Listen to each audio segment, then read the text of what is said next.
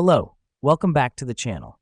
Today, we're diving right into how you can manage project change logs on Asana, your go-to tool for all things project management. Let's get started.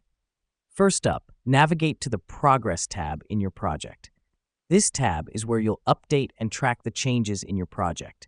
It's crucial because it provides a snapshot of your project's progression over time. Now that we're on the Progress tab, click on the Status Updates button. Here's where the magic happens. This button allows you to create, view, and edit your project's status updates. The reason we do this is to keep all project stakeholders in the loop about any changes or updates. Next up, click Add Status Update. You'll see a text box where you can detail the changes. This helps us because it ensures transparency and clarity. You can specify what has changed, why it's changed, and who's responsible for the change. Now, let's say your update is ready to go live.